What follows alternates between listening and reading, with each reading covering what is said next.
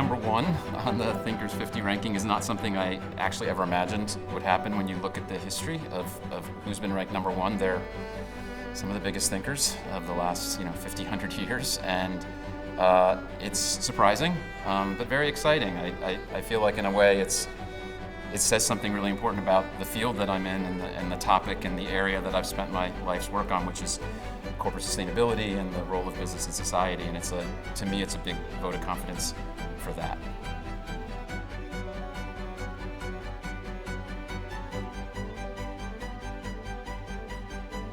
So Paul Polman and I wrote the book Net Positive, and the message is that companies can and should profit and grow by solving the world's problems, not by creating them.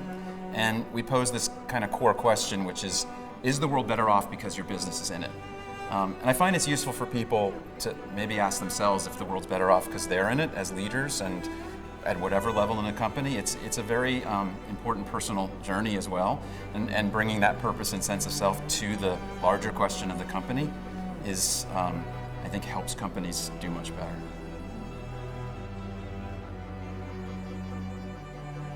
The awards gala, the summit this year, was really amazing for me because Thinkers 50 chose this regenerative topic, which is very similar to Net Positive. They're almost synonyms.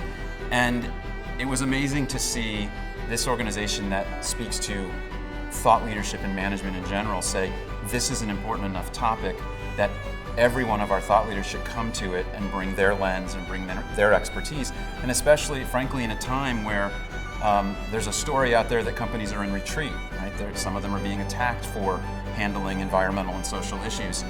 And so this is a real vote of confidence for keeping this in the agenda and that it is a core part of the agenda. So I came away from this pretty inspired to see all the other leaders and all the other thinkers come to this in a way with fluency and passion that probably didn't exist in the management world 20 years ago. And now it's just a part of how business thinkers think. And that's an amazing progression that I've seen.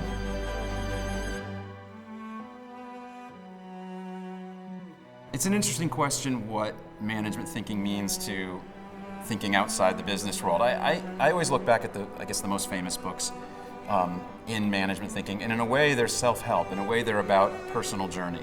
So I think it doesn't matter necessarily if you're a business leader.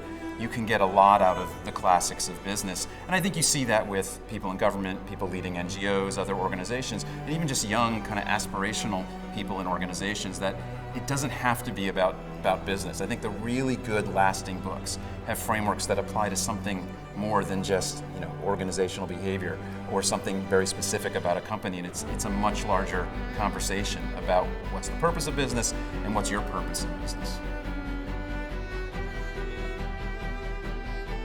Obviously, the people trying to grapple with what does AI mean, what does digital mean for a workforce, for us as people, I think those ideas are going to get played out, and some will be out of date by the time we are done talking. Maybe they're moving so quickly, but those are going to be really critical things. And then there's also the ideas that are kind of everlasting and are based in some of the biggest issues we face. And I think Net Positive and the work of regenerative in general is needed because of the problems we face in the world, and they're not going away. So those have to last. Companies have to come back to these even if they've been in retreat.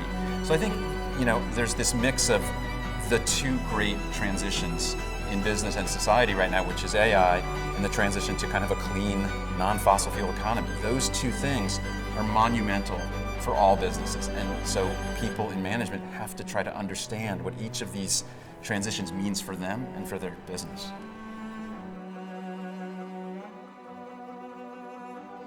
I guess there's this idea that your action doesn't matter. Every one of us is one of 8 billion people, so technically speaking, none of it matters, right? But in the end, it is always the addition of all of our actions. So I guess the core idea is that your life, your choices matter, and that collectively, collective courage, collective action is how we make real change happen.